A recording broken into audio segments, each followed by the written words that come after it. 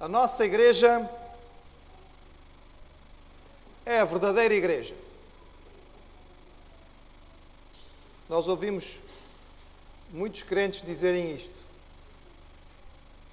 Ainda é bom, não é? Ainda bem que alguns crentes conseguem dizer isto. Mas quando nós ouvimos esta afirmação, a nossa igreja, ou a minha igreja, é a igreja verdadeira, é bom nós tentarmos entender em que contexto estamos. Pode ser que seja um crente falando com um crente de uma outra igreja, e ele então esteja querendo defender a sua.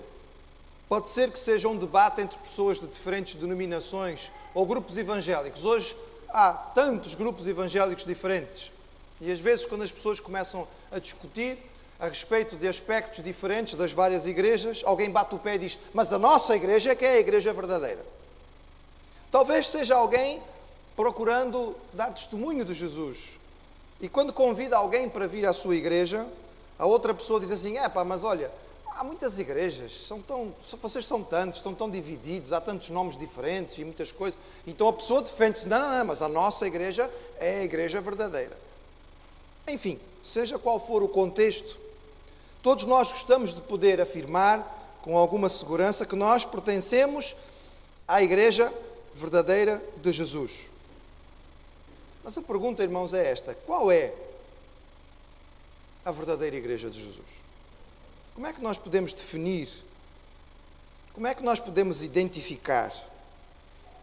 Será pela liturgia? Será pelo tipo de culto que esta igreja presta? Será pela maneira como ela faz o seu momento de adoração? Será pelo tipo de pregação? O tipo de sermão que é apresentado dentro da igreja? Será pelos ministérios que esta igreja tem? Será pela maneira como lida com as ofertas? Será pelo modo como abençoa os seus membros? Será pelo alcance que tem na comunidade? Será por causa da denominação? A denominação tal é verdadeira, a outra não é? Será pelo tipo de líderes que estão na igreja? Esta é uma questão bastante importante para nós, irmãos, todos que estamos envolvidos. Certamente não é simples nós dizermos que a questão da igreja verdadeira está apenas ligada à sua questão denominacional. Não serão os batistas, os presbiterianos, os assembleianos, ou seja, quem for, a ter o monopólio de poder dizer a nossa é a igreja verdadeira. Não será o tipo de música, nem o tipo de louvor. Não vai ser o tipo de pregação, nem o tipo de ministérios, nem o número de missionários que alguma igreja possa ter. Nem vai ser algumas das coisas que ela possa eventualmente dizer que faz. Vamos lembrar as palavras de Jesus. Ele a certa altura disse: nem todo o que me diz Senhor, Senhor, entrará no reino dos céus, mas aquele que faz a vontade de meu Pai que está nos céus. Porque muitos me dirão naquele dia: Senhor, não profetizamos nós em teu nome? Em teu nome não expulsamos demónios? Em teu nome não fizemos muitas maravilhas? E então lhes direi abertamente: nunca vos conheci. Apartai-vos de mim, vós que praticais a iniquidade. Logo, para nós podermos entender a verdadeira igreja, irmãos, temos que recorrer à palavra do Senhor. Temos que encontrar as definições ali. Afinal, o contexto do Novo Testamento já era um contexto de grande debate. Já na época do Novo Testamento havia uma disputa. Já o apóstolo Paulo lidava com vários grupos diferentes que defendiam ser eles a verdadeira igreja. Por exemplo, no tempo de Paulo, havia os judaizantes, aqueles que ensinavam que, além de Jesus, era preciso cumprir a lei. Era preciso obedecer todos os princípios do Antigo Testamento. Acrescentavam coisas ao que Jesus tinha feito. Também no tempo de Paulo havia, além deste grupo de legalistas judaicos, havia as heresias que iam começando a crescer. Uma delas, muito comum entre as cidades gregas, chamada de gnosticismo. Era uma espécie de super espiritualidade. Eram pessoas que diziam que se conheciam os mistérios mais profundos, eles eram mais espirituais do que os outros e defendiam que eles eram a verdadeira igreja e que quem não conhecia os mistérios que eles conheciam não eram a igreja de Jesus. E o apóstolo Paulo escreveu, por exemplo, uma carta a uma igreja em Corinto que estava dividida em vários grupos. Lembram-se, irmãos? Em Corinto havia uns que diziam, eu sou de Pedro. Os outros diziam, eu sou de Apolo. Os outros diziam, eu sou de Paulo. E até havia um grupo que dizia, eu sou de Cristo. É por isso, irmãos, que nós temos que olhar para o Novo Testamento, porque ele nos ajuda a entender. E abrindo as nossas Bíblias na carta que Paulo escreveu aos Colossenses, nós encontramos um texto no qual Paulo defende a realidade da igreja e fala a respeito de alguns aspectos daquilo que são a verdadeira igreja de Jesus. Colossenses, capítulo 2. Lembrando que esta carta foi escrita por Paulo a uma igreja que ele não conhecia pessoalmente. Não foi Paulo que começou a igreja de Colossos, foi um dos seus discípulos, Epáfras, que provavelmente deu início à igreja em Colossos e à sua cidade vizinha, Laodiceia. E nós lemos assim em Colossenses capítulo 2, a partir do verso 1.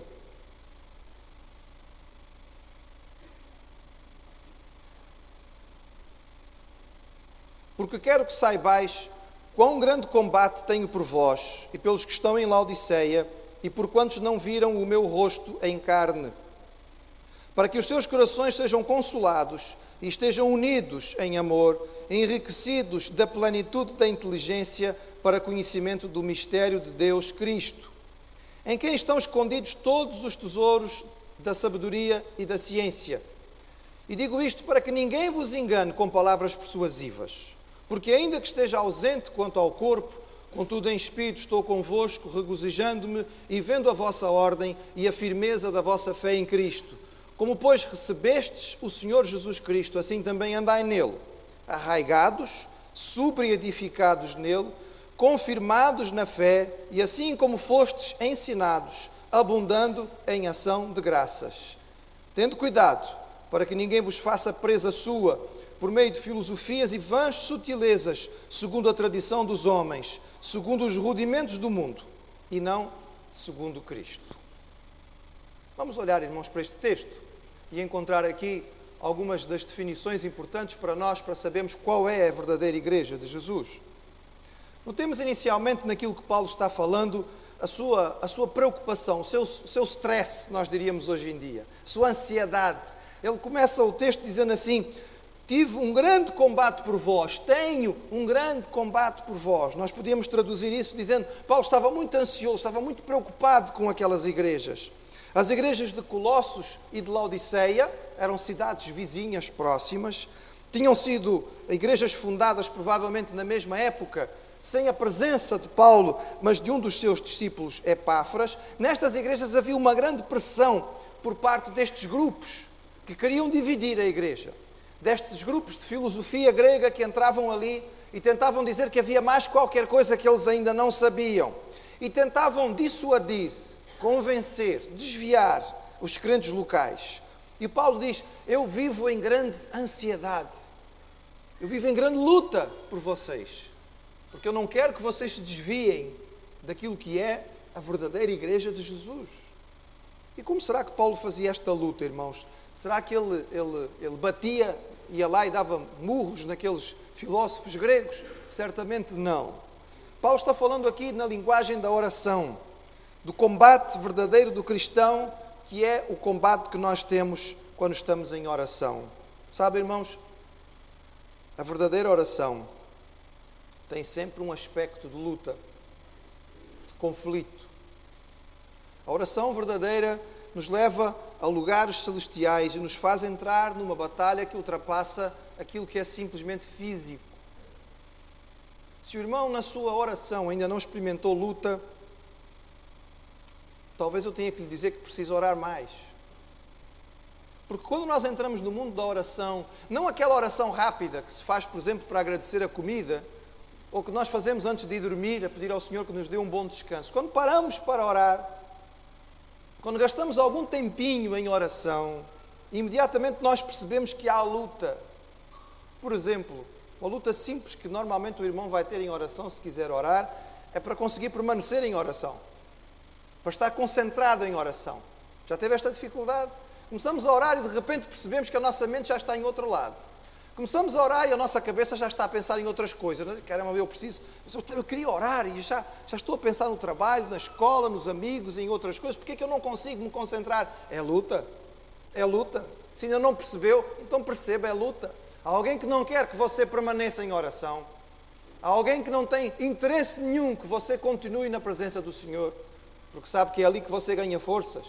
É ali que você faz diferença no mundo espiritual e afeta o mundo verdadeiro. O apóstolo Paulo lutava em oração por estas igrejas. Ele gastava tempo intercedendo por elas.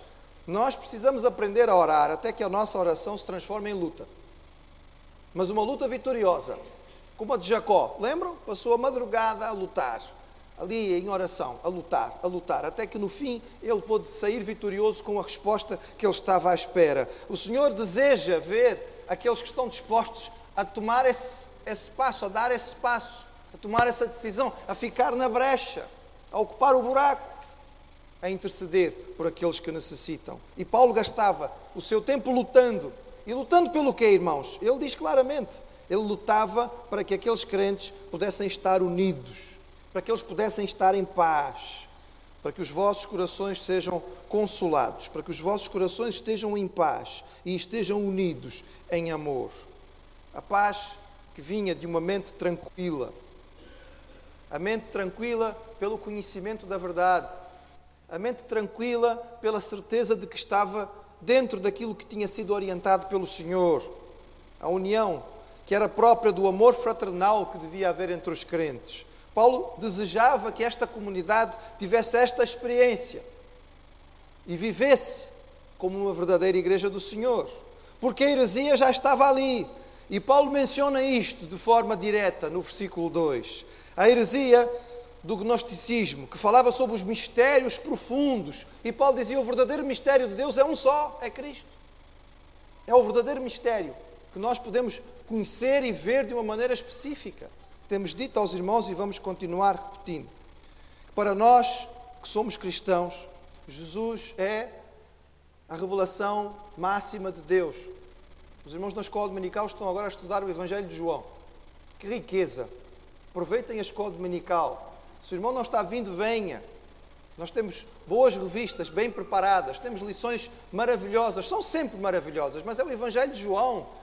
E ali nós encontramos de uma forma clara o evangelista dizendo, o Verbo se fez carne, Deus habitou entre nós vimos, podemos ver, o mistério foi desvendado à nossa frente.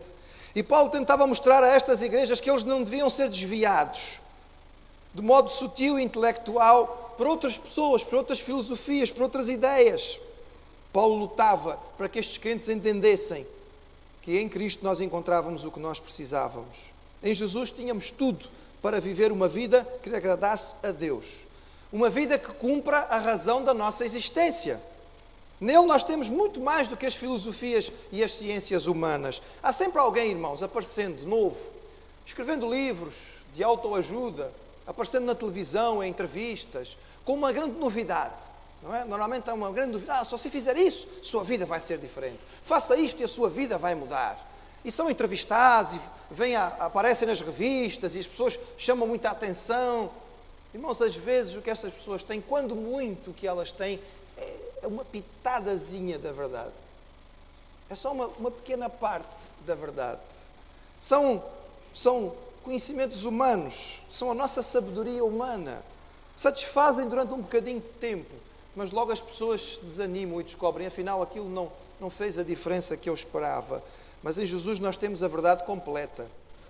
Não apenas uma pitada, não apenas um bocadinho. Ele não disse, eu conheço a verdade. Ele disse, eu sou a verdade. E Paulo chama a atenção aos crentes de Colossos e diz, olha, não se deixem desviar, porque estas filosofias são vãs, diz ele a certa altura. Elas são sutilezas humanas, são vazias. Quando nós vamos espremer no fim, nós não vamos encontrar nada. E então Paulo, neste texto, eu chamaria a atenção para os irmãos para o centro daquilo que ele apresenta como a igreja de Jesus. No versículo 7, ele diz, vocês receberam a Jesus, tornaram-se igreja, foram chamados para ser igreja. Então, olhe, sejam igreja verdadeira, arraigados, sobre-edificados nele, confirmados na fé, e assim como fostes ensinados, abundeis em ação de graças. Olhe para este versículo 7, irmãos. Ele diz assim, arraigados. Esta palavra no original é a palavra raiz. A palavra no grego original é a palavra raiz. Ele está dando a ideia de algo que tem as suas raízes, algo que está enraizado. As raízes bem profundas em Jesus. Para que é que serve a raiz? Bem, sabemos que a raiz serve para duas coisas, não é? Para a estabilidade da planta, mas sobretudo para o seu alimento. Ela não consegue se alimentar de outra maneira. Se a planta não tiver raízes, morre. Às vezes a planta, por algum defeito, cresce muito avidamente e não estende raízes suficientes para o tamanho que tem do lado de fora. E às vezes nós olhamos e até vemos uma planta bonita e de repente um dia ela murcha e morre e ficamos sem saber o que foi que aconteceu.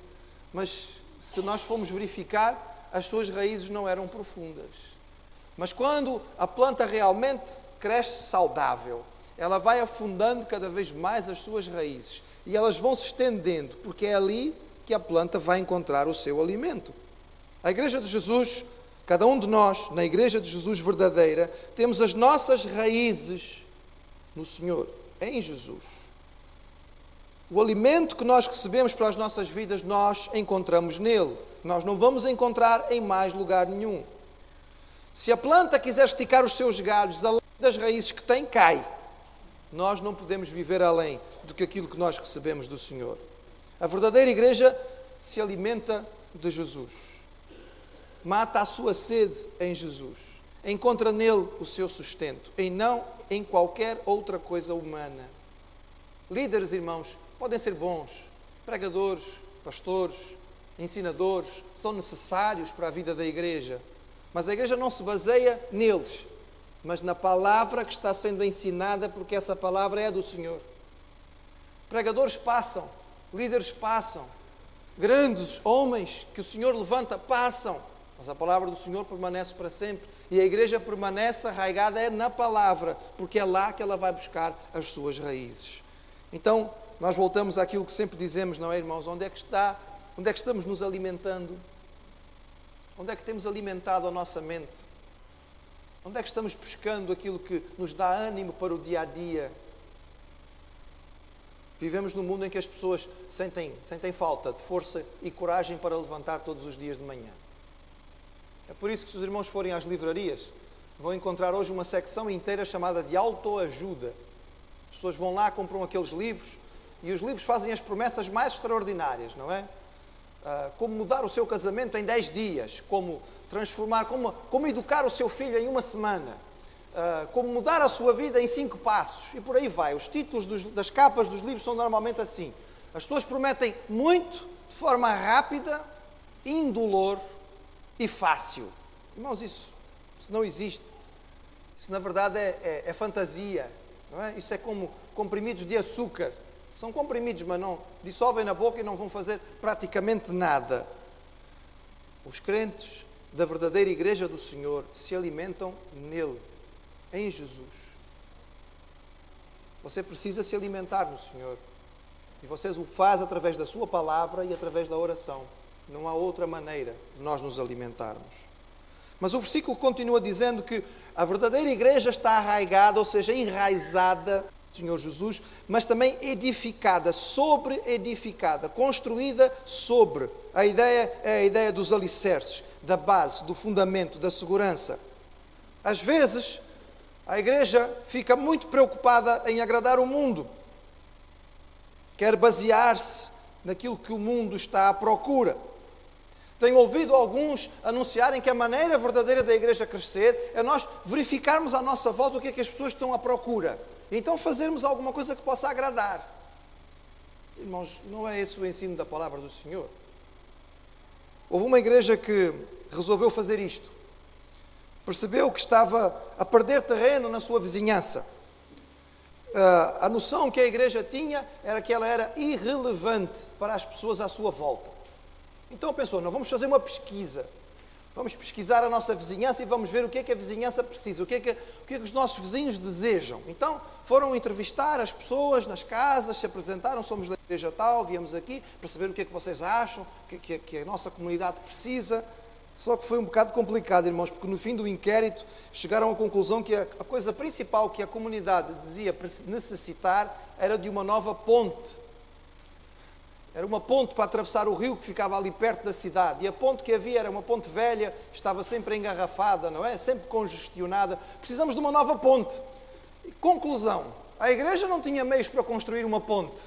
Logo, era irrelevante. Irmãos, nós não fomos chamados para fazer uma pesquisa do que é que o mundo está interessado. O que o mundo precisa é de Jesus.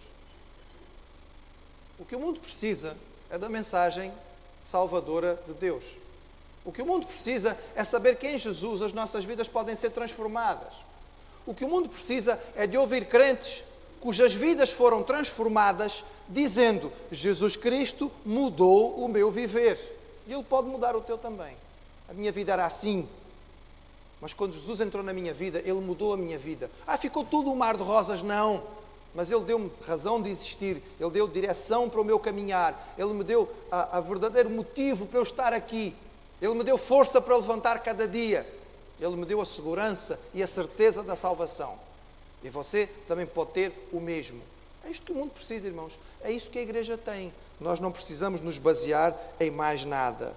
A verdadeira igreja de Jesus tem as suas raízes nele e está edificada, tem o seu alicerce solidamente sobre Jesus. Só Ele merece ser adorado e servido.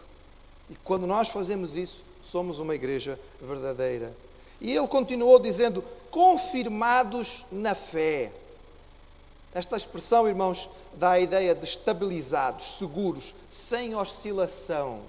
Mas veja bem, Paulo usa a expressão confirmados na fé de acordo com aquilo que ele fala a seguir. Assim como fostes ensinados.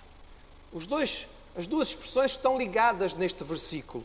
O que Paulo está dizendo é: vocês foram ensinados, receberam ensino, muito bem. E depois que vocês receberam o ensino, vocês foram provados. E ao serem provados, foram confirmados na fé. Sabe, irmãos, nós não gostamos desta parte. Ninguém gosta desta parte. Pergunta a um aluno se ele gosta do dia em que há prova, não é? Os alunos gostam de ir para as aulas no primeiro dia de aulas, porque no primeiro dia de aulas não há aulas, não é? O professor apresenta e depois eles vão brincar. E os alunos que são alunos já estão a sorrir, porque as aulas vão começar em breve e já estão a pensar nisto. Os alunos gostam daquelas aulas que são mais leves. Hoje eu tenho educação física, hoje vamos brincar, hoje eu tenho artes ou alguma coisa assim do género. Mas quando são matérias a sério, nem por isso. E quando é dia de provas, o aluno não sai de casa feliz e contente. Ele sai sob um peso. Hoje é dia de provas, hoje eu tenho exame, hoje eu vou ser testado. Mas, meus irmãos, como é que nós vamos poder saber se ele chegou ao fim do ano confirmado ou não? Como é que nós vamos saber se ele foi aprovado ou não naquilo que ele recebeu em termos de ensino? É só através da prova. Não há outra forma de nós sabermos. Ele tem que ser testado de alguma maneira, seja por escrito, seja por oral, seja por exercícios, seja como for. Os irmãos recebem o ensino da palavra do Senhor, ouvem a palavra através da escola dominical, através dos cultos, através do estudo bíblico. E depois vêm as provas, irmãos. Depois vêm os testes. Agora, o nosso mestre principal, como grande mestre que é, ele faz provas sem aviso prévio, não é? As provas sem aviso prévio são as melhores. As nossas professoras que estão aqui presentes certamente terão que concordar comigo. A melhor maneira de sabermos se os alunos estão mesmo a aprender é fazer uma prova inesperada. Os alunos não gostam, mas nós ficamos a saber se eles realmente sabem. Quando nós avisamos, eles até preparam-se, etc. Mas de repente, olha, hoje temos uma prova surpresa. Mas o nosso mestre trabalha assim, irmãos. As provas normalmente não são avisadas antecipadamente. Elas vêm. Porque no mundo nós vamos ter provas. No mundo nós vamos ter testes. Mas estes testes, irmãos, não são feitos para nós cairmos. O bom professor não faz um teste para derrubar os alunos. Ele faz um teste para que o aluno perceba que aprendeu a matéria. Ele faz um teste para poder perceber onde é que o aluno está e para ajudar o aluno a entender aonde está. E então, no fim, ele senta com o aluno e diz: olha, esta parte você já dominou, esta parte você já conheceu, aqui você já está confirmado, aqui ainda não. E Paulo dizia aos crentes de Colossos, a verdadeira igreja tem as suas raízes em Jesus, é fundamentada nele e o ensino que recebe é provado. E nestas provas é confirmado. Vocês foram confirmados na fé. Os desafios, as lutas, as dificuldades, os obstáculos, são as provas que o Senhor permite que nós tenhamos para confirmarmos na fé. É por meio destas provas que nós crescemos, ficamos mais estáveis, somos confirmados na fé pelo Senhor. E isto tudo resulta em quê, irmãos? O fim do versículo 7 diz, abundando em ação de graças. É muito curiosa esta palavra final. Porque esta expressão final que ele diz aqui, ação de graças ou gratidão, é a palavra Eucaristia. Nos meios protestantes não é das palavras mais queridas, mas é uma palavra que está na Bíblia, irmãos, está aí no Novo Testamento. Eucaristia, irmãos, é adoração. Eucaristia é o ato do louvor. O apóstolo Paulo está dizendo que uma igreja que tem as suas raízes no Senhor Jesus, se alimenta dele, que tem os seus alicerces no Senhor Jesus, está bem firmada em Cristo, que recebe o ensino e provada pela fé, mostra-se estável, esta igreja naturalmente vai abundar em Eucaristia, vai abundar em ação de graças, vai abundar em gratidão, vai terminar numa linguagem de adoração. A comunidade verdadeira do Senhor aqui na terra presta louvor exatamente porque está alimentada, porque está fundamentada, porque está confirmada naquilo que recebe do seu Senhor. Esta é a igreja verdadeira de Jesus. Não será a igreja no local A, B ou C. Não será a igreja pertencente à denominação A, B ou C. Serão aqueles que fazem parte da igreja do Senhor em qualquer lugar do mundo e que estão procurando viver de acordo com estes princípios e ensinos do Novo Testamento. Somos nós essa igreja verdadeira? Eu gostaria de pensar que sim, irmãos. Não no sentido da exclusividade.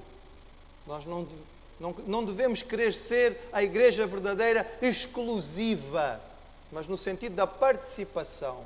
Fazemos parte da igreja real e verdadeira do Senhor. A responsabilidade para que isto aconteça é do pastor. Também. Mas é de cada um dos irmãos. Porque a igreja não é o pastor. A igreja é o conjunto dos membros.